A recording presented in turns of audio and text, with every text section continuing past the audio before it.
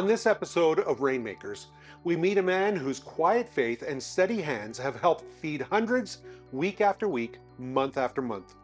Earl Munroe is a member of Apple Creek Seventh-day Adventist Church in Toronto, and he's built something even more lasting, a ministry of compassion. From food donations for the homeless to large-scale holiday partnerships with groups like Keep Six, Earl is a servant leader who shows us what it means to live the gospel. Let's hear his story. Earl, thank you for joining us on Rainmakers. You're welcome. Earl, tell us a little bit about your background, where you grew up, and what led you to serve the ministry and the community outreach that you're a part of. Well, you'd be surprised to hear. I'm from Jamaica. Lived in England since I was 7 years old and grew up in England. Not been in the church fully until I'm going to say probably 15 years ago. Okay. From then on in, obviously, grew up a normal person, not wanting to be in the church and not wanting to be in community service, not wanting to be anything really, but I got challenged and that challenge has brought me to where I am today. Fantastic. So somebody came up and said, Earl, you need to be involved in this. And you said, no. But how did that happen? How did that... I have a nature whereby I get inquisitive, and if I see things that doesn't, in my words, measure up, I will question it. And in questioning it, one day somebody challenged me to take it on. I felt the challenge was good, so I took it on, and I've been there to this day. Nice, fantastic. Yes. So, Earl, take me through a week. What happens in your ministry at Apple Creek Seventh-day Adventist Church in Toronto? What do you do, and how do you get involved with the community? Okay, from my point of view, I wear many hats as it comes, and with joining with the community itself, it started with obviously just driving, delivering food to the church itself. That being it, someone who was leading the community service prior to me uh, took on great responsibilities, and with those responsibilities, it meant she needed an extra hand. Okay. I was the extra hand Wow. at that time. Uh, then came the challenge, and things took different twists and turns, and here I am today. Okay. Yeah. So, what do you do to get involved in the community? In the introduction, we said you do, food drives and donations for food to help people like the homeless and people that are struggling to get by. What exactly do you do If to get involved? if I'm being honest, Hmm. I took on something that was existing, Hmm. and just drove it a little bit Okay. further. Um, to get involved with the community, I was already involved with the community because I was helping to disseminate the food that we'd Hmm. already got. Once I had that challenge that I mentioned earlier, Yeah. um, it meant taking on a different role for a period of time. So I thought. Hmm. Um, that period of time was extended because of what's been happening. Then COVID came in, Right. and respectfully, when COVID came in, we had to figure out ways for the church to move forward without shutting down. Right. Um, that broadened my mind and broadened my horizon because it meant doing things that wasn't normal Hmm. for us to, as a food distribution company to do, Right. but we took it on. Okay. There is a challenge. The Hmm. challenge is in keeping it going now that, we've not, I'm not going to say COVID's gone. I'm just going to say COVID is subsided a little bit. Yeah. And the challenge was keeping everything going. Once you start something, you don't want to be leaving it halfway through. Okay. Yeah. What are some of the challenges that you have serving your community? Tell us a little bit about where Apple Creek is located. What is the community like? Well, And what's Apple Creek like? Ah, Upper Creek is a nice, friendly church. I will say that. It's Excellent. homely. Hmm. It's made me at home. I did not intend to be in Upper Creek. If I'm being honest with you, and this is a little testimony of mine now, Hmm. I followed my wife into that church. Okay. And from then on in, I became part of the church. If Nice. you go there and say Earl Munroe, everyone will know me simply because I'm one who makes myself available. Um, Apple Creek itself, it it borders it's inside an Asian community. Okay. And with it being in an Asian community, obviously one of the main problems is a language barrier. Hmm. We do have individuals within there who are striving to ensure that we bridge that gap And with bridging the gap, it means that we're out in the community. Excellent. We do have some, I'm going to say, Asian influences within our ranks, and with Mhm. that in mind, it's helping us to bridge the gap between us and the community. Oh, that's great. Yes. I love when communities of different Yeah. backgrounds, different faiths get to interact with each Yes. other. It's growing. My uncle, even though I don't look Japanese and I'm not Japanese, was very heavily involved with a Japanese church in Toronto. And to Great, this great. day, the Japanese are more the minority, and the other community that my uncle was part of is the majority there. So Excellent, it's excellent, really neat that they excellent. interact very well. They worship together, even though some of the ministries in Japanese, the visitors and the other people that attend church just Oh, are happy to be there. So good, good, it's excellent, good. excellent. So, Brilliant. so what do you what does your involvement with the six? What was that that group that we just mentioned? With looking for ways to not only feed the community, but to get into the community, Right. we found that bringing them into the church was not ideal. Hmm. You're trying to bring them into an area whereby they're not comfortable, they don't know what we're about, and Okay. so meeting them outside was a great way of doing it. And we have a young lady who is very proactive in dealing with individuals. Hmm. Pauline Christian, I will mention her name. She's been on this show before. Pauline Christian, I Yes. will mention her name. She was Yeah. very proactive in attaching us to Keep Six. Keep six. She was very proactive in attaching us to them, Okay. and the idea was to meet the people outside of the building. Nice. So we set the stalls up outside, and they came in drones. So what is Keep Six? How did you get in touch and what do they do? Okay, I did get in touch through Pauline Christian. That obviously Mhm. I'm attached directly now. She's Yeah. just sort of bridge a gap for me. And what they do is they bring, uh, I'm going to say a lot. Is a lot a word? Yeah, Because yeah, it's it is. truckloads of food into the area Nice. and helps us to disseminate it. And Yeah, basically, we set the stalls up, set the tables up outside, and that made it easy because it's visible. yeah. It's visible. Once it's visible, if you're trying to drag them in and make it invisible inside, not many, you're not going to drag that So many. you go outside of your church building and you set up stalls and you things like that. So people Yes. that are needing meals, food, do you do prepared meals or this basically you're providing a food bank service? Okay. It's mainly a food bank service. Okay. We have a three-prong system. Mm-hmm. We have a touch of love. This is providing packages, lunch packages and food packages downtown, as well as clothing. And we Mm-hmm. drive downtown. That's now once a month. Yeah. We take a 3, 4 truckloads down and basically disseminate. Like I said, COVID helped us to take on a different twist and turn. Okay. Rather than have the individuals coming to us, we went to them. Fantastic. So Love to we hear we that. incorporated a delivery service to all those that were shut in and the Yeah. families who were frightened to come out, and we delivered to them. Mhm. And it's had its bonuses. We've had several individuals literally coming through the doors now, and because they're getting more and more comfortable with us, they like the Mhm. idea. Like I said, the drawback is once you start something, you can't finish. COVID's no longer around to sort of say we're doing it because of, Right. but those people are still shut in. Yeah. So with that in mind, we bring God to them. Awesome. We take the food to them and deliver on a weekly basis or Oh, it's bi-weekly so good to basis. hear. Mm. I really love to hear that there's churches, there's groups of people that get involved in Mm. their communities. Earl, are there any stories that jump out to you personally about people that you have helped that have benefited? You mentioned, people coming to church, Yes. but what's one story that just really jumps out of your Well, you mind say right what now? there are actually many. Downtown. When we go downtown on our Touch of Love service, we've had a number of people who's Mhm.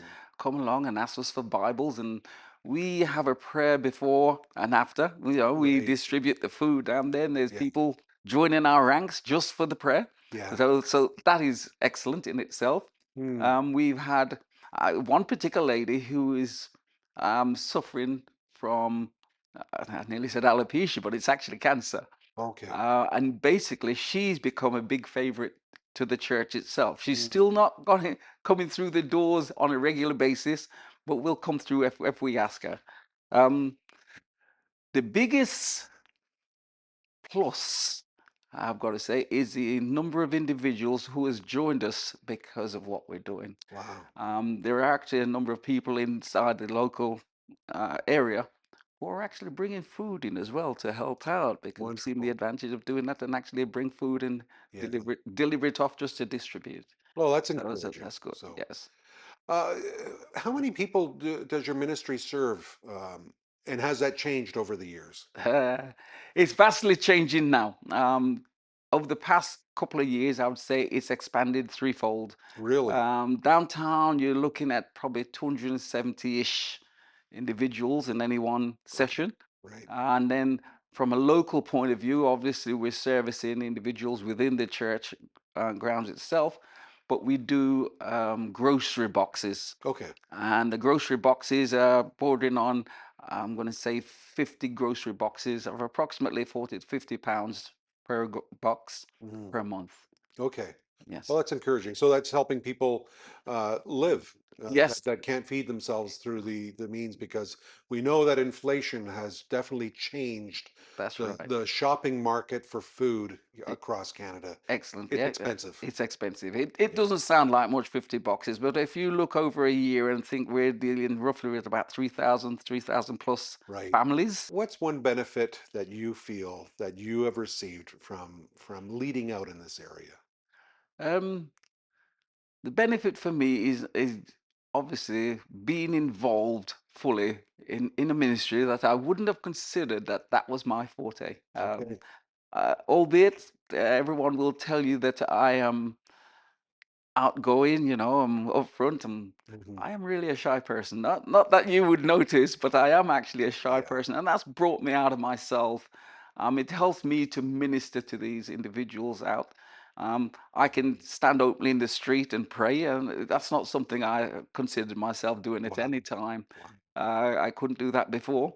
So the ministry is helpful in as much as it takes me out of myself, and that's Yeah. that's got to be I hear you because I'm actually a shyer person too. yes. People look at me and go, "No, you're not. No, No, you're you're not. not."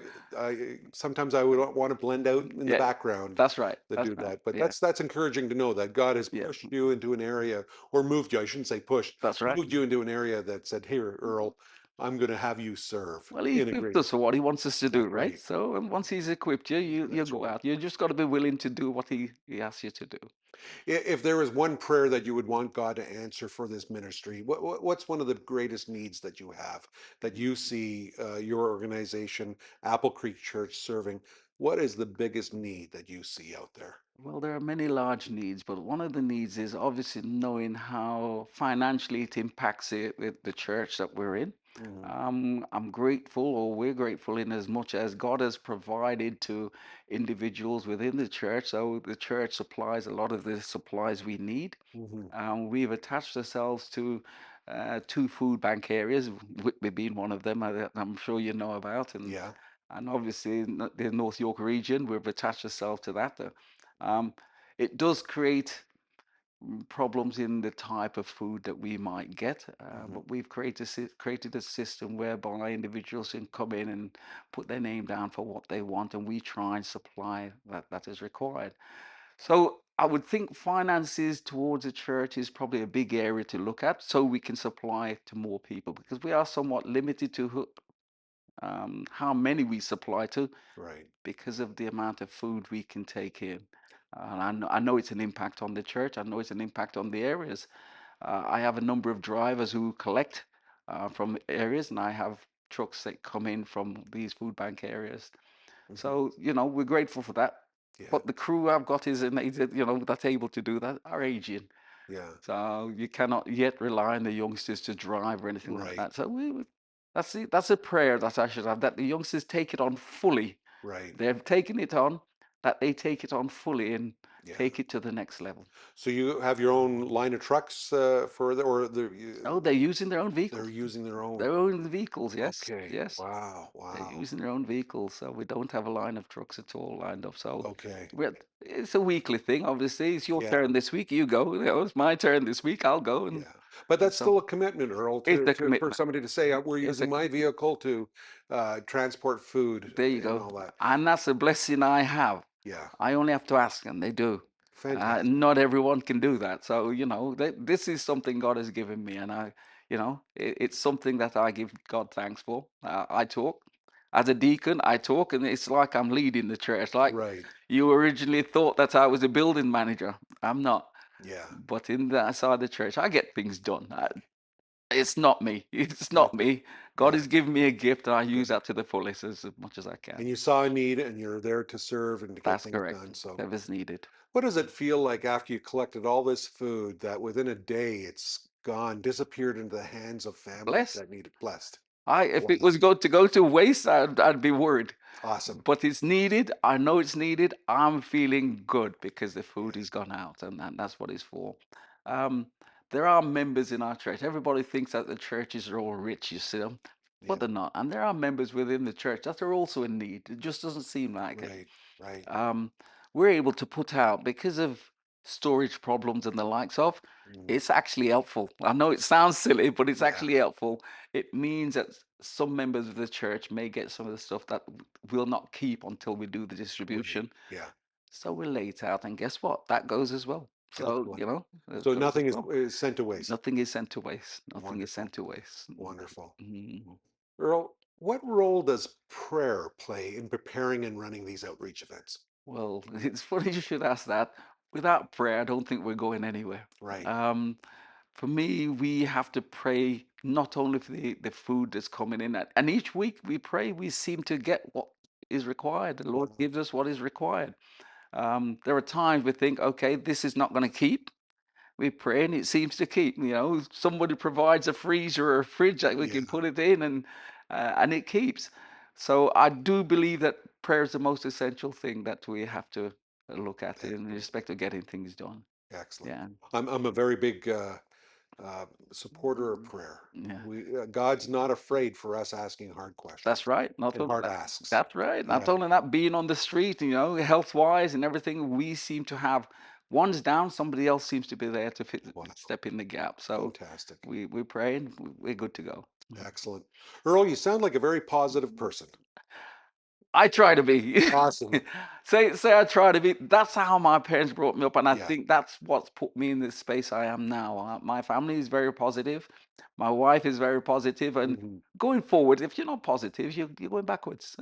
Yeah. So you got to be positive when you take on the role that God has given you to do, and we have some projects on the go now, which is going to even make it even better. As the way we've got a lunch with the doctor, Hmm.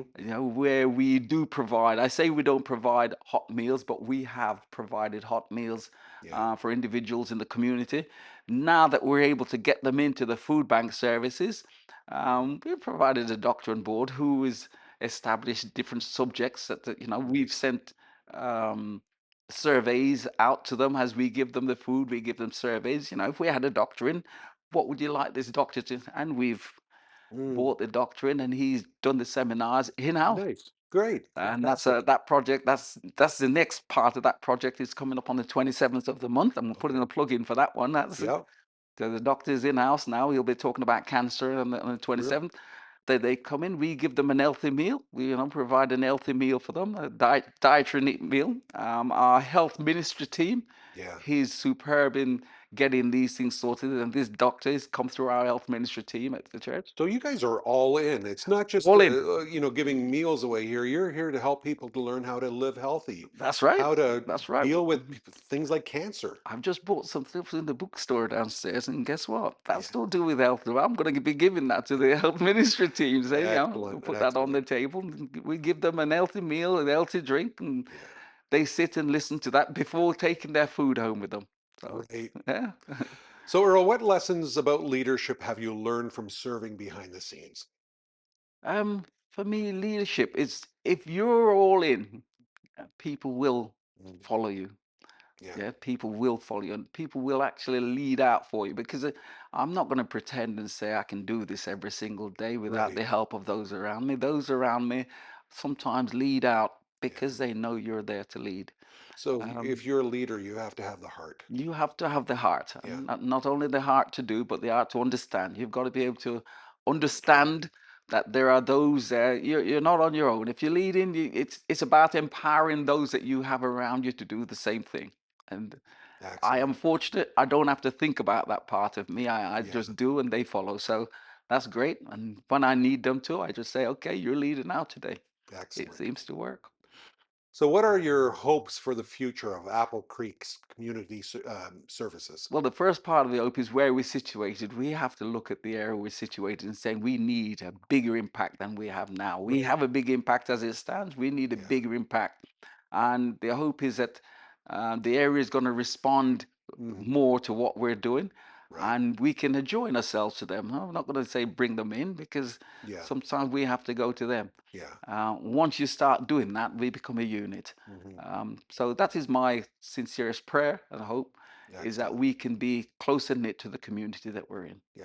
And that might be learning some of the languages and the customs of the Funny you people should in the. say that. We have a group that's actually doing that now. Really. Yes. Unpack that a little bit. Uh, well, I wish I could unpack it more than I'm doing. Our ministry team is Yeah. actually got individuals learning the language. So we've got some of the Okay. locals actually teaching them the language so we can interact. Really. Just yes. Fantastic. So yeah, Wow. that's not my department, and I don't believe I can learn the language. I may be too old, but we do Yeah. have a team that is actually doing that right now. What languages are some of the languages that are being Well, obviously Chinese is one Chinese? of Yeah. them. Mandarin Mandarin. is another one that they're Okay. learning. They're learning. They're just learning the basic words for Yeah. now. You know, not But going to go that's full how of it that. starts. That's how it starts. That's how it starts. Fantastic. So we have up to this point made a visit to their community churches and the likes of just so so they know that we're all in. Right. It's not just about getting them to come to us. Yeah. We'll go to them as well and sit into their services, even though you don't understand anything. Your Right. presence makes a difference. That's right. And once that happens, and they do provide us with interpreters for Yeah. what they're saying. So Yeah. that is good. Well, that's good. Yes. A friend of mine that talked to me said, if you want to get into a community, go to their funerals. And I said, well, what if you don't speak the language? He said, doesn't matter as Yes. long as you're there. That's right. As That's long as right. you're there. That's right. Are there any upcoming projects or collaborations you're excited about? Well, like I say, the main one being at the minute lunch with the doctor. We have that Right. coming up. We have a book club that's just started, and Okay.